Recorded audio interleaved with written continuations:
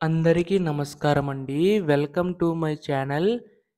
AP రాష్ట్ర వ్యాప్తంగా ఉన్న రైతన్నలకు అయితే రాష్ట్ర ప్రభుత్వం శుభవార్తయితే చెప్పిందనమాట. సో, ప్రస్తుతం మనకి ఈ యొక్క అన్నదాత సుఖీభవ పథకం సంబంధించి నిధులనేవైతే విడుదల చేసేందుకైతే సిద్ధమవుతుందండి రాష్ట్ర ప్రభుత్వం. అయితే ఈ యొక్క నిధులు ఎప్పుడు విడుదల చేయనున్నాయి? అయితే ఈ యొక్క నిధులకు సంబంధించి అర్హతలేంటి? అనేది ప్రతీదీ కూడా ఈ వీడియోలో వివరంగా తెలుసుకుందామండి. రైతన్నలందరూ కూడా వీడియోనైతే ఎక్కడా కూడా ఆపకుండా చివరి వరకు అయితే చూడండి. అంతకంటే ముందు కొత్తగా ఎవరైనా మన ఛానల్‌ని చూసినట్లయితే వెంటనే ఛానల్ అయితే సబ్స్క్రైబ్ చేసుకోండి. దీని ద్వారా నేను పెట్టే ప్రతి చిన్న లేటెస్ట్ అప్డేట్ కూడా మీరు ఎప్పటికప్పుడు మిస్ కాకుండా తెలుసుకోగలుగుతారు. అలాగే వీడియోకైతే లైక్ చేయండి. మరికొంతమందికి ఈ సమాచారం అనేదైతే తెలుస్తది. ఇంకా ఆలస్యం చేయకుండా వీడియోలోకైతే వెళ్ళిపోదాం.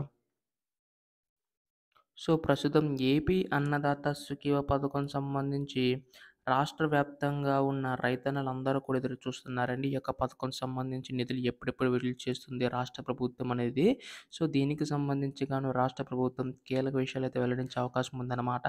ఈసారి కేవలం అర్హత కలిగి ఉన్న వారికి మాత్రమే ఇచ్చే అవకాశం ఉందండి రాష్ట్ర ప్రభుత్వం. ఈ యొక్క నిధులకు సంబంధించి అయితే ఈ యొక్క నిధులకు సంబంధించి గాను ఎప్పుడు విడుదల చేయబోతుంది? తొలి విడతకి ఎంత విడుదల చేస్తుందని చెప్పేసి చాలామంది అడుగుతున్నారు. అయితే ఇందులో కావాల్సిన డాక్యుమెంట్స్ కూడా చెప్తానండి. సో, ప్రస్తుతం రాష్ట్ర ప్రభుత్వం మనకి ఎన్నికల టైంలో హామీ అయితే ఇచ్చింది కదా! సో, రూ. 20,000 వరకు కూడా పెంచి అందిస్తామని చెప్పేసి హామీ అయితే ఇవ్వడం అయితే జరిగింది కదండీ! గత ప్రభుత్వంలో మనకి రూ. 13,500 రైతు భరోసా కింద ఇచ్చేవారు.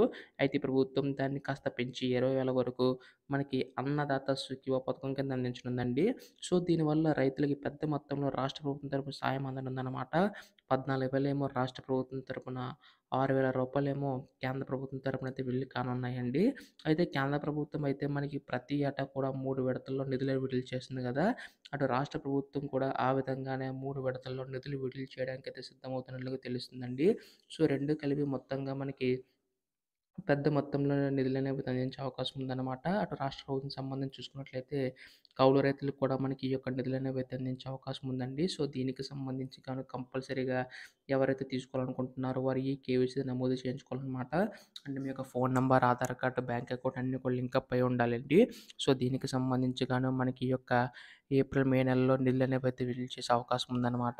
దీనికి సంబంధించి అధికార డేట్ ఎప్పుడొచ్చినా మీరు ముందుగా తెలుసుకోవాలనుకుంటే మాత్రం ఛానల్ అయితే సబ్స్క్రైబ్ చేసుకోండి మిత్రులారా. ధన్యవాదములు.